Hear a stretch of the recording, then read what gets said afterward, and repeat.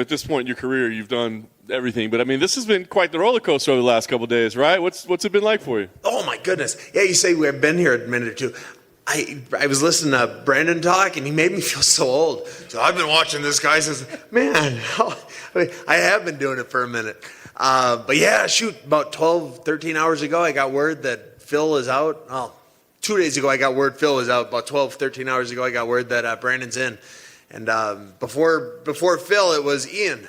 So it's been like 10 fights since I've had the guy I was supposed to fight show up on fight day. So we were kind of expecting it, or willing to accept it, knowing it could happen. So when you knew Phil was out, I know you posted on social media, you're like, hey, this fight's off. I mean, were you still in your mind hoping like maybe they'll find me somebody, or did you kind of like flip a switch because I think, I'm going to go home and see my kids?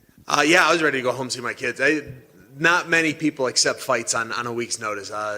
Brandon is a man. A king among men.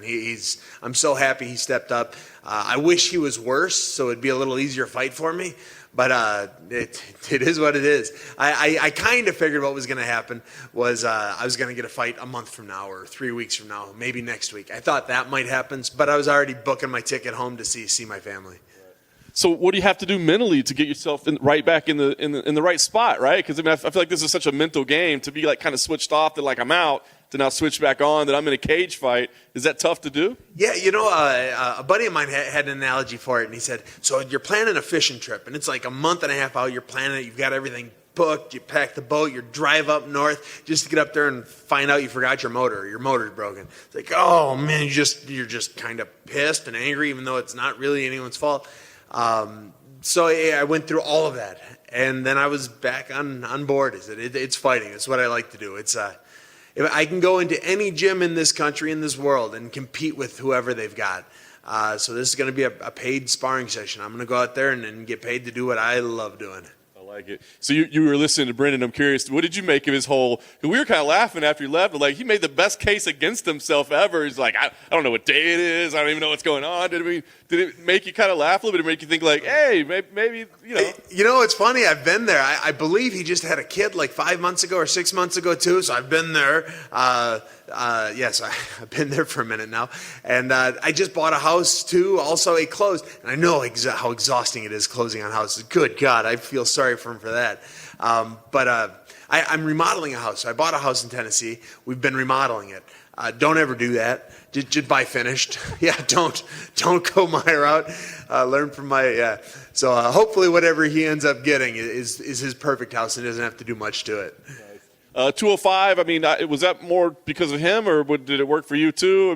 No. It works. I'd fight Nagano if they needed me to. I really hope they don't need me to, but you know me. It doesn't matter what weight class. So they called and said, hey, Brandon will take it, but at 205. And so all right, I'll cut less weight this time. Obviously you said this is what you love to do, right? But you've expressed some frustration over some of your fights with judging, and the last one was kind of a weird one. Has any of that love waned a little bit? Like, is there any frustration or hatred towards the sport? No, not even a little bit. Towards the judges, maybe. I'm not a big fan of many of them. I should probably start talking nicer about them, though. I think they don't like redheads. I think that's what it is. So dye my hair or something by Saturday. Yeah, maybe that's the opposite approach. Just praise them all the time. Just and then praise them all. Oh, they're the greatest. I love them. All right. Well, last thing for me.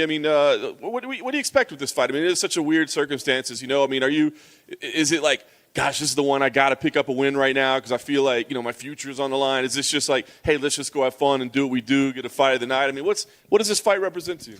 But as I was joking earlier, I wish Brandon was worse so I'd have an easier fight. He's good. He is. I've seen all of his fights. Even the ones he loses, he was winning.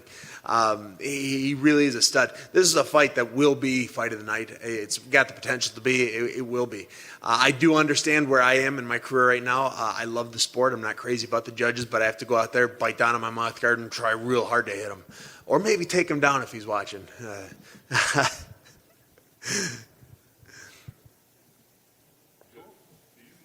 Perfect.